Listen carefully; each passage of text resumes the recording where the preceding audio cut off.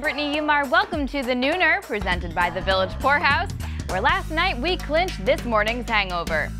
Over on the not making golf and dinner plans in Port St. Lucie side of town, the Yankees clinched a return to the postseason after a one-year absence. No one showered anyone with champagne afterwards, except Nick Swisher, of course, but that's just part of his nightly postgame routine.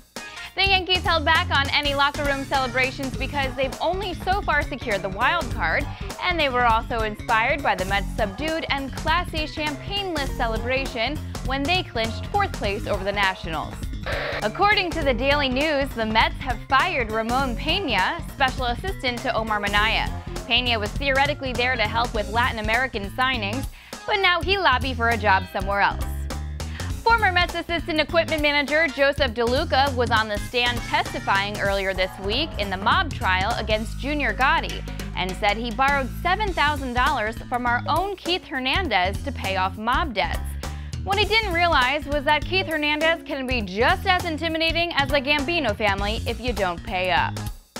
So between DeLuca and steroid pusher Kirk Radomski, the Mets had quite the shady clubhouse staff back in the 1980s.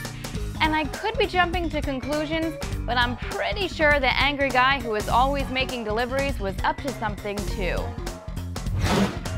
The Islanders played a preseason game in Kansas City last night, a city that's been mentioned as a permanent destination for the team if they don't get a new arena back on Long Island. Unfortunately, the 18,000 capacity Sprint Center only had a turnout of 9,792, or in other words, 5 less people that watched last night's Mets game on SNY. The Jets will play at 1 o'clock instead of 4:15 on Sunday to accommodate Yom Kippur, the Jewish Day of Atonement, when God seals everyone's fate for the upcoming year. Mike Tannenbaum hopes he's atoned for the Brett Favre mess last season, but Rex Ryan says he's not here to kiss God's rings and will just pressure the out of him with an exotic blitz package.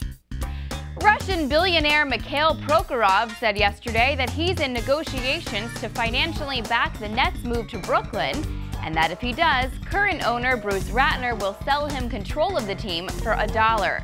Prokhorov said he's still debating whether to buy the Nets or something off the why pay more value menu at Taco Bell instead. No word on how this would affect the part of the team owned by Jay-Z, but this bitch might be giving Hova his 100th problem. Prokhorov did add that if he takes control of the team, he'd like to add a little more star power, which to a Russian means Alex Ovechkin, Dolph Lundgren, and an actual loaf of bread.